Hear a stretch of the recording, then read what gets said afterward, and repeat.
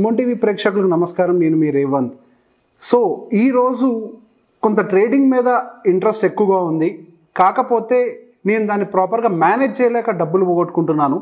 నాకు ఇన్వెస్ట్మెంట్ కూడా చేయాలని ఉంది, కానీ నా దగ్గర ఎక్కువగా క్యాపిటల్ లేదు. అటు ఇన్వెస్ట్మెంట్ చేసి ఇటు ట్రేడింగ్ చేయాలి, రెండింటికి సరిపడా క్యాపిటల్ లేదు అనుకునే వాళ్ళకి ఈ particular style of trading and investment అనేది బాగా వర్కౌట్ అవుతుంది. సో పర్టిక్యులర్గా దీనికి సంబంధించి నేను ఖచ్చితంగా కొన్ని రూల్స్ చెప్తానండి. నేను ఇప్పుడు చెప్పేటువంటి ఈ ట్రేడింగ్ స్టైల్ అవ్వచ్చు, ఇన్వెస్ట్మెంట్ స్టైల్ అవ్వచ్చు, అందరికీ కూడా పనికిరాదు. కొంతలో కొంతన్నా కానీ ఆప్షన్స్కి సంబంధించి అవగాహన ఉండాలి. సో వాళ్ళకి మాత్రమే ఇది కొంతవరకు ఉపయోగపడుతుందనే చెప్పాలి. సో పర్టిక్యులర్గా ఆప్షన్స్ ట్రేడింగ్ అని అనగానే చాలామంది ఆప్షన్ బయింగ్ చేసేసి లక్షల్లో డబ్బులు కోల్పోతూ ఉంటారు. చాలామంది నేను చూశాను 15-20 lakhs రూపీస్ కూడా డైరెక్ట్గా మార్కెట్లో డబ్బులు పెట్టి over the period of time కోల్పోయిన వాళ్ళని చూశాను. సహజంగా ఒకసారి డబ్బులు పెట్టి కోల్పోయిన తర్వాత మార్కెట్లోంచి మళ్ళీ తిరిగి తీసుకోవడం అనేది సాధ్యం కాదు. ఒక్క విషయం మనం ఎప్పుడైనా గుర్తుపెట్టుకోవాల్సింది ఏంటి అని అంటే, slow and steady wins the race. మనం అగ్రెసివ్గా పెద్ద పెద్ద టార్గెట్స్ పెట్టుకోకుండా చిన్న రిటర్న్స్ని కనుక అక్యుములేట్ చేసుకునే ప్రయత్నం చేస్తూ స్టడీగా కన్సిస్టెంట్గా మనం ఆ స్ట్రాటజీని కనుక ఇంప్లిమెంట్ చేస్తూ పోతే over the period of time మార్కెట్లో అందరూ సంపాదిస్తున్నటువంటి, అంటే మెజారిటీ ఆఫ్ ద ఇన్వెస్టర్స్ సంపాదిస్తున్నటువంటి రిటర్న్స్ కంటే కూడా బెటర్ రిటర్న్స్ జనరేట్ చేయడానికి మనకి ప్రాబబిలిటీ అనేది చాలా ఎక్కువగా ఉందనే విషయం అర్థమవుతుంది. సో దీనికి సంబంధించి నేను స్ట్రాటజీలోకి వెళ్ళిపోయే ప్రయత్నం చేస్తాను. ఫర్ ఎగ్జాంపుల్ మన దగ్గర ఒక 10 lakhs రూపీస్ క్యాపిటల్ ఉందని అనుకుందాం. సో దీనికోసం మనం ఒక్కసారి ఎక్సెల్ షీట్లోకి వెళ్ళి దాని గురించి ఎక్స్ప్లెయిన్ చేసే ప్రయత్నం చేస్తాను. ఎక్సెల్ షీట్లో మనం గమనించినట్లయితే ఇప్పుడు మ్యూచువల్ ఫండ్స్లో మనం ఏంటి, ఒక small cap mutual funds expected minimum 15% returns ఇచ్చే విధంగా, ఫర్ ఎగ్జాంపుల్ మనం ఒక 10 లక్షల రూపాయల క్యాపిటల్ మన దగ్గర ఉంది అని అస్యూమ్ చేస్తూ స్మాల్ క్యాప్ మ్యూచువల్ ఫండ్స్ ఒక 15% యావరేజ్గా స్మాల్ క్యాప్ మ్యూచువల్ ఫండ్స్ అనేవి రిటర్న్స్ ఇస్తూనే ఉంటాయి.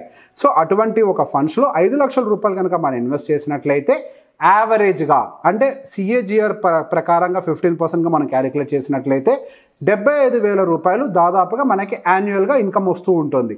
అదే డెప్ట్ ఫండ్స్ అంటే తెలుసు కదండి, గవర్నమెంట్ బాండ్ ఫండ్స్ ఇట్లాంటివన్నీ కూడా మ్యూచువల్ ఫండ్స్లో కూడా, అంటే మనం ఒక్క పర్టికులర్ ఫండ్ పిక్ చేసుకునే బదులు డెప్ట్ బేస్డ్ మ్యూచువల్ ఫండ్స్ కూడా ఉంటాయి. ప్యూర్గా గవర్నమెంట్ సెక్యూరిటీస్ మ్యూచువల్ ఫండ్స్ అవ్వచ్చు, ఇట్లా డెప్ట్ బేస్డ్ మ్యూచువల్ ఫండ్స్లో ఎందులైనా కనుక ఒక 7% అనేది యావరేజ్గా రిటర్న్ ఉంటుందండి. 7-8% యావరేజ్ రిటర్న్స్ వస్తూ ఉంటాయి డెప్ట్ ఫండ్స్. అట్లాంటి వాటిల్లో కనుక మనం 7% రిటర్న్ ఇచ్చే వాటిలో ఇన్వెస్ట్ చేస్తే బై డిఫాల్ట్గా 35,000 రూపీస్ అనేవి మనకి యాన్యువల్గా రిటర్న్స్ జనరేట్ అవుతూ ఉంటాయి. సో టోటల్గా అంటే మనం ఇక్కడ ఏం చేసాం, మన 10 lakhs రూపీస్ని 5 lakhs equity based mutual ఫండ్స్లో, ఇంకో 5 lakhs డెప్ట్ బేస్డ్ మ్యూచువల్ ఫండ్స్లోకి షిఫ్ట్ చేసాం, ఈక్వల్గా స్ప్లిట్ చేసాం. సో మనకి ఇక్కడ 11% యావరేజ్ రిటర్న్ జనరేట్ అవుతుంది రెండింటిలో కలిపి. సో 1,10,000 రూపీస్ అనేది యాన్యువల్గా ఇన్కమ్ వస్తూ ఉంటుంది. ఇక్కడ చాలామందికి ఒక క్వశ్చన్ వస్తుంది, సార్ నేను 10 లక్షల రూపాయలు కనుక తీసుకెళ్ళి డైరెక్ట్గా equity based small cap mutual ఫండ్స్లో పెడితే నాకు అదే 15-16% వస్తుంది కదా, ఇక్కడ మీకు 1,10,000 సంపాదిస్తున్నారు, నేను అక్కడైతే దాదాపుగా 1,50,000 నుంచి 1,60,000 రూపాయల దాకా సంపాదించి ఉండేవాడిని కదా, మరి డబ్బులు లూజ్ అవుతున్నాను కదా అనుకుంటారు. సో దీనికి సంబంధించి మనం చేసే పని ఏంటి అని అంటే, వీటన్నిటిని తీసుకెళ్ళి కొలెట్రాల్ పెడతాం. అంటే వీటికి సంబంధించి మనకి అంటే జీరోదా అవ్వచ్చు, ఎందులోనే అవ్వచ్చు, మనకి మ్యూచువల్ ఫండ్స్ తీసుకొని 90% మనకి ట్రేడింగ్కి అంటే ఆప్షన్ సెల్లింగ్కి ఫండింగ్ కింద ఇస్తూ ఉంటారు.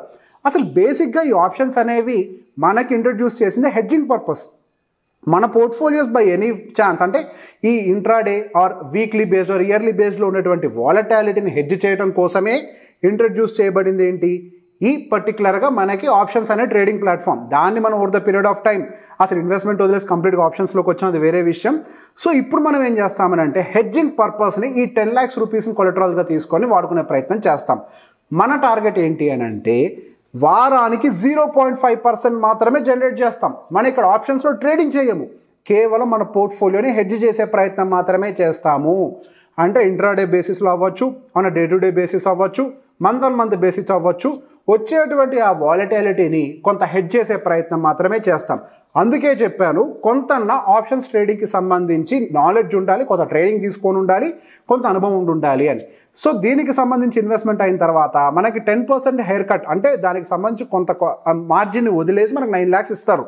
ఆ 9 lakhsకి గాను వారానికి 0.5% అంటే మంత్లీ 2% అవుతుంది, అంటే సంవత్సరానికి 24% అవుతుంది.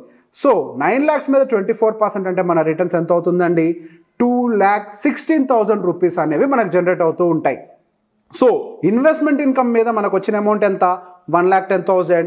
హెడ్జింగ్ అమౌంట్ అంటే మనకి ట్రేడింగ్ అండ్ హెడ్జింగ్ మీద మనకు చేసుకున్నటువంటి ఇన్కమ్ జనరేట్ చేస్తున్నాం కదా హెడ్జింగ్ పర్పస్లో, ట్రేడింగ్ తోటి, అంటే ఆప్షన్ సెల్లింగ్ తోటి. ఆప్షన్ బయింగ్ చేసి ట్రేడింగ్ చేయము, ఇక్కడ మనం పొజిషన్స్ని హెడ్జ్ చేస్తాం. అది ఎలా చేయాలో కూడా ఇప్పుడు నీకు ఎక్స్ప్లెయిన్ చేసి చూపిస్తాను. సో 2,60,000 మనకు డబ్బులు వస్తున్నాయి. ఓవరాల్ మన ప్రాఫిట్ వచ్చేసరికి 3,26,000. అంటే మీరు ఇందాకేమనుకున్నారు 15-16% అంటే హార్డ్లీ మీకు 1,50,000 మాత్రమే వచ్చి ఉండేది. కానీ ఇక్కడ 3,26,000 రూపాయల వరకు కూడా మనకి ప్రాఫిట్ జనరేట్ చేసే ప్రాబబిలిటీని మీకు ఇక్కడ నీకు చూపిస్తున్నాను. సో ఇక్కడ ఒక డౌట్ వస్తుంటుంది, సార్ ఈ ఆప్షన్ ట్రేడింగ్లో డబ్బులు పెడితే పోతాయనేదే majority of the time.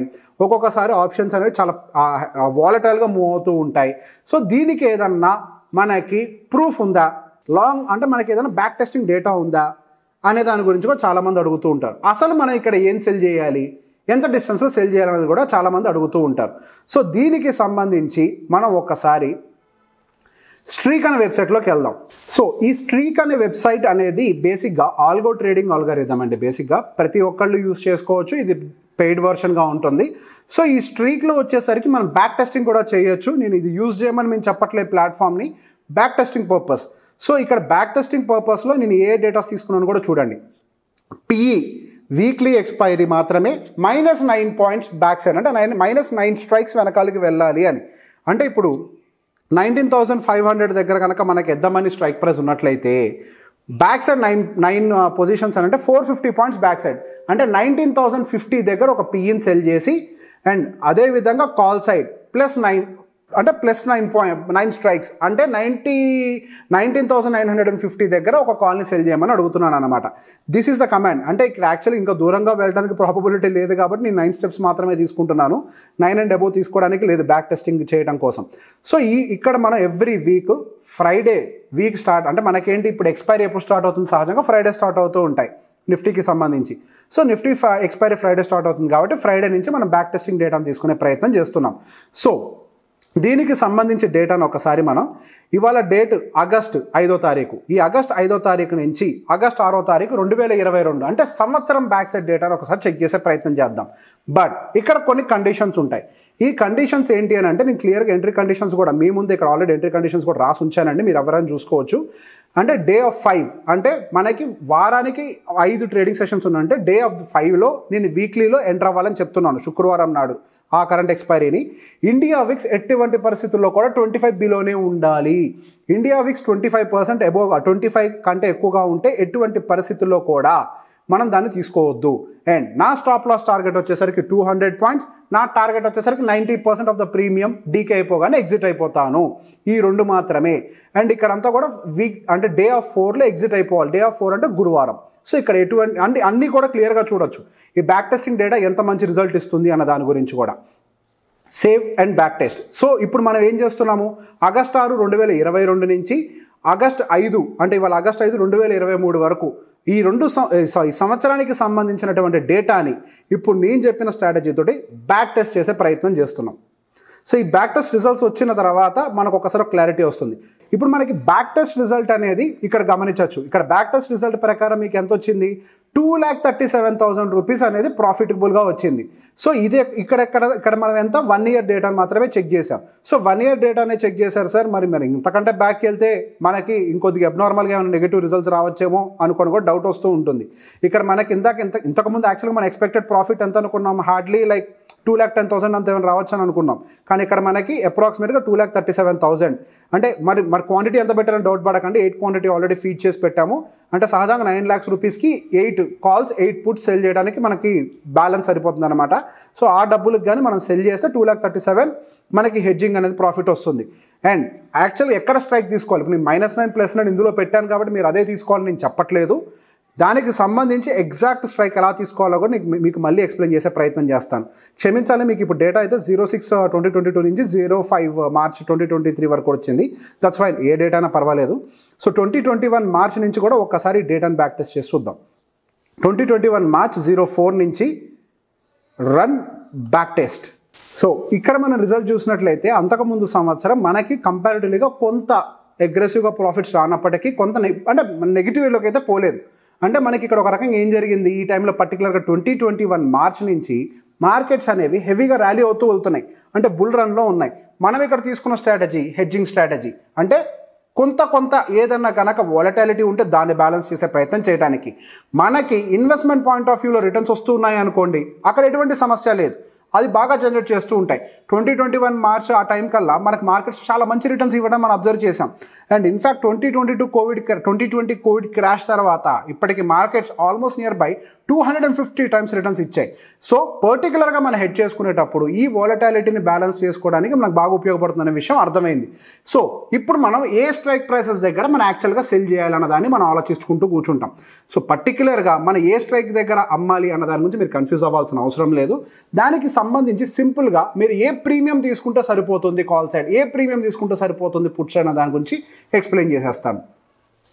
So దానికి సంబంధించి ఒకసారి మనం స్క్రీన్ రికార్డింగ్లోకి వెళ్దాం. సో ఒకసారి సెన్సిబుల్లోకి వెళ్ళి మనకి ఆ 0.5% టార్గెట్ అచీవ్ కావాలి అని అంటే ఏ స్ట్రైక్ సెలెక్ట్ చేసుకోవాలో చూద్దాం. సో పర్టికులర్గా నేను ఇప్పుడు ఎన్ని స్ట్రైక్స్ డిస్టెన్స్లో తీసుకోవాలి అనేది చెప్పకుండా పర్టికులర్గా ఏ ప్రైస్ తీసుకోవాలని చెప్పడానికి రీజన్స్ కూడా ఉన్నాయి. ఇప్పుడు మనకి ఐవి వాల్యూ చాలా తక్కువగా ఉందండి, అంటే మనకి ఇండియా విక్స్ అనేది చాలా లోలో ఉంది, ఇన్ఫ్యాక్ట్ ఒక డీకేడ్ లోలో ఉందనే చెప్పాలి. ఇండియా విక్స్ పెరిగే కొద్దీ ఇప్పుడు మన ప్రీమియమ్స్ అనేవి చాలా ఎక్కువగా ఉంటూ ఉంటాయి.